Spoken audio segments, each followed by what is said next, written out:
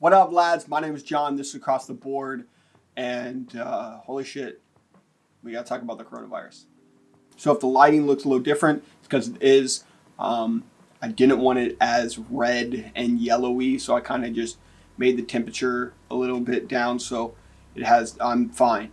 But if I look more sick or something, if this looks darker, it's just the temperature. Anyways, so yeah, we have to talk about the coronavirus in sports. So, I mean, I'm not going to have solutions necessarily. I'm just going to have ideas on what maybe should happen during and after the seasons and after all of the stuff is gone. If it is going to be gone anyways, I'll get into it. So first up, I mean, the coronavirus didn't hit me in the face necessarily. My media law and ethics class that I have at Ohio State, we have talked about the coronavirus being the main subject of conversation, that and something else. So it was, for the last 2 months, it's been just random things that have happened, like, the Harvey Weinstein case or Kobe Bryant's passing, and just, it was always that, there's something crazy that happened and the coronavirus. But I think that even, I wasn't even fully prepared for what this was all going to entail. I don't know how many people were.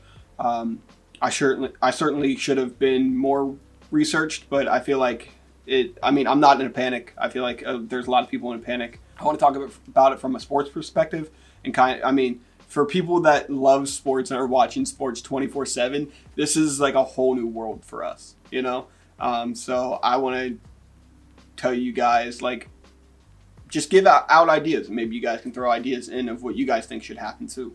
So first off, sports is canceled, right? Sports is done for right now, for basically everything. And it sucks, but it's the right thing to do, unfortunately. And right now, every major sports league in America and elsewhere in the world is just not happening right now. It's either suspended or it's canceled. So I'm going to go through some of the leagues that I typically talk about and just kind of talk about what I would do. First thing I want to say is sports are so important, right? I think that the coronavirus has taught us this. Not in even that we should be valuing sports over people's lives, because unfortunately there have been some people that have went that way, and it's just not the case. Look, I love sports more than most things in life, but it's not more important than life. I think Bill Shankly had the quote that football is a game of life and death, and it's actually much more serious than that, or something to that extent. And it's not true. I love Bill Shankly. It's not true. Life is more important. But what it showed, at least here in America, certainly, and I think for a lot of places around the world, there was a sense of, oh my God, the NBA season has been canceled, or oh my God, they canceled the Premier League, even though they had stuff going on that there wasn't fans in, 3 of the 4 Champions League games that just happened, though them suspending all of these leagues, it was a rush, it was a wave of just people were punched in the face by this insane, oh my God, do I need to fear for my life now? And maybe some people actually do, and some people don't. But sports showed us how serious we take things when sports are taken away from us. So the first league I'm going to go talk about is the NBA, because that's where here in America stuff just went insane with after they suspended the NBA season. So what I would do, there's been about 66 games played from every single NBA team this season. What I would do is I would play the rest of the games out once this all has been subdued, which is likely June, which I know that this gets into holy shit, when the NBA Finals is going to be in July, August, it's going to be insane. I would play out the rest of the season. Play it out, give those people that have the chance at a playoff their chance. I know that there's been talks of trying to do an more playoff team. I'm open to that, but I haven't read as much on that. But that's an interesting concept as well, putting in 10 teams or so, or however they do it. I would play the rest of the season, give everybody their chance of winning the awards, going to the playoffs, yada, yada, yada, right? Then I would go straight into the NBA offseason, straight away. We're talking NBA draft, we're talking free agency, the whole lot, right? And then shorten next season to 58 games.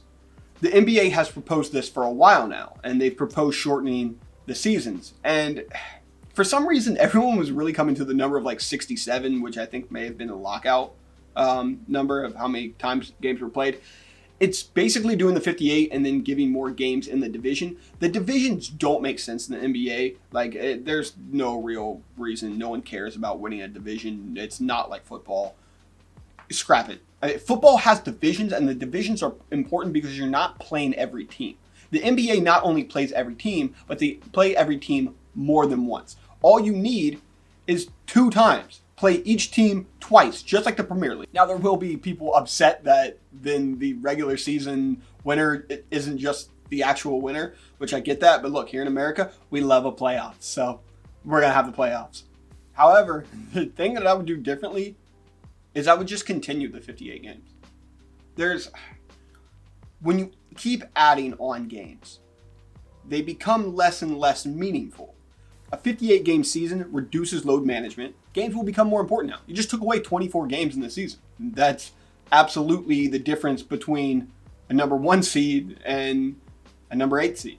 This also can help out players in their health too, because you're able to limit the amount of injuries, not having to play 82 games a year. Give players more time between games, or start the season later or start the season earlier, but with the coronavirus and everything, you should probably start the season later and then make it a regular season as it would be with the regular amount of time. That's personally what I would do. I know that's probably not the most popular take on that, but I think that a 58-game season should have been happening for a long time now, and the NBA's already talked about shortening the season. I think that this is actually a perfect scenario for dealing with such a pandemic. For the NCAA, that's canceled. I'm sorry. That sucks. Yeah, I know. We all love March Madness. It's canceled, though. The thing that really sucks about that, and the thing that's not going to be talked about, is how many people don't go to the NBA, don't go to the WNBA. Those players don't get their moments, but the NCAA has allowed all of the senior players to still have their senior season, which is great. They can come back, play out their senior year. That's awesome. It does suck for the players that, go into the tournament and their draft stock all of a sudden rises and they're all of a sudden picked and they weren't going to be a pick before. And then there's also people that tournament could have dropped their stock down. So there's give and take there. It's definitely worse than it is better. But there's not really much the NCAA can do at that point. This has to be canceled. What I would tell every single person that wants to be in the draft for the NBA and WNBA is go get an agent now. You're just allowed to go get an agent. Start the process now. If Sabrina Ionescu decides to go into the draft, then welcome to New York. If she decides not to, Seattle Storm, my Seattle Storm, why don't we try to tank a little bit, huh? Actually, let's not tank in Sue's last year, likely. That's a dilemma right there. Anyways, now what happens in the soccer world? What happens in the world football world? And for me, it's super challenging. But I feel like if there's any sport that is able to adapt and able to deal with this, it is football, soccer. Because there's people that are going, okay, well, void the season. I don't think that you should void the season, but the new proposed thing of Liverpool winning the title, I'm not just saying this because I'm a Liverpool fan, but Liverpool winning the title, and then they have 2 teams from the EFL go up, and then nobody is relegated. I was super worried about the teams that are relegated, just because you want that last fight, and that's millions of dollars lost. That's not a bad idea. I don't think it's a bad idea at all. I would like to see that. It would be great to see the rest of the season played. And maybe that can start at a later time. I think that's ideal. Start at a later time, finish out the season, have the rollover contracts if it's past the time where every player's contract is up. I think Adam Lallana is dealing with that at Liverpool right now. And then people are going, oh, what about the Euros? What about the Euros? Well, what about there's African Cup of Nations games, and there's tons of different stuff that players have to play during the season that they have to deal with. So I think the Euros would just kind of fall into that, and then the FIFA administration can decide whether to just stop the Euros altogether or to kind of give it to players' choice, whether they want to play in this or not. It's a very difficult circumstance. I want to see as many games as possible, but I also want to make sure that the players' health is recognized, and also recognizing what many other players have to deal with in Europe that are not from Europe. The NFL is obviously in a good position right now. They have the offseason. Really, the only thing that they have to worry about at this exact moment is dealing with how to scout prospects. And honestly, they're probably going to have to be doing it the same way that all us college kids are doing it, and we're just all online now, you know?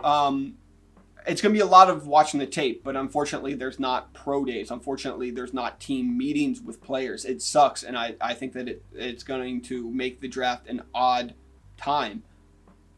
But postponing the draft absolutely is ideal, and then getting the draft at a later time. But from where the draft is supposed to be, which is in a month, I don't know how close we're going to get to that.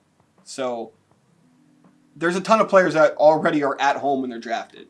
It makes sense to just have the draft be shown and all of the players be able to have their moment at home. It sucks because Joe Burrow, Chase Young, all these guys I'm sure have dreamed about walking on the stage, shaking Roger Goodell's hand, and getting that moment. And they likely won't. And that really sucks. Also, I guess shaking hands wouldn't be the best. Probably shouldn't dap them up, shake hands. Just maybe like a deuce from like far away. From like, just put on the cap. The XFL season's done, and that sucks, but it gives the chance for players to immediately now go to the NFL. PJ Walker, Cardale Jones, guys like that, I can see certainly going to the NFL very, very quickly.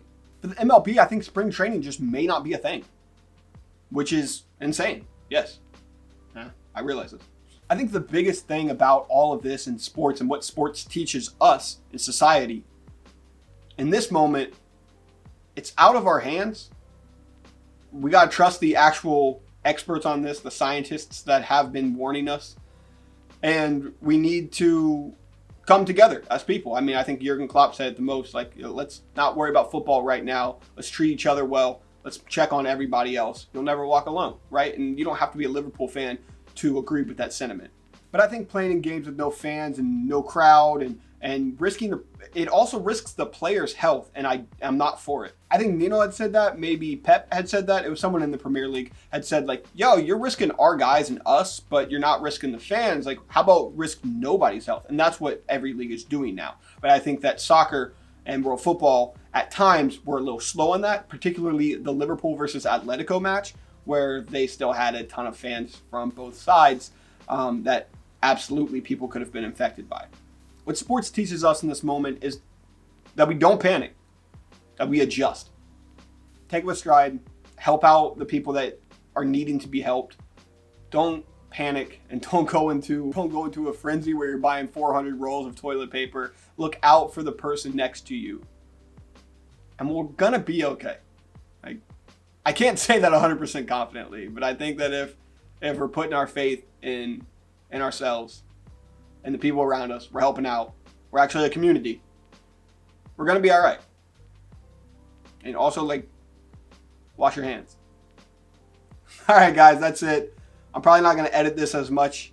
I'm probably just going to more put this one out. I might edit just a little bit, but yeah. So next up is all of my NFL talk, because the NFL offseason is one of the more relevant things right now, and everything isn't necessarily on halt there. So I'm going to talk about the CBA. I'm going to talk about quarterback rankings. I'm going to talk about the draft. So I'll have that, and I'll still have some fun content out there. I mean, the videos won't stop here, but I think it's still just important to be a community. You will never walk alone. Deuce.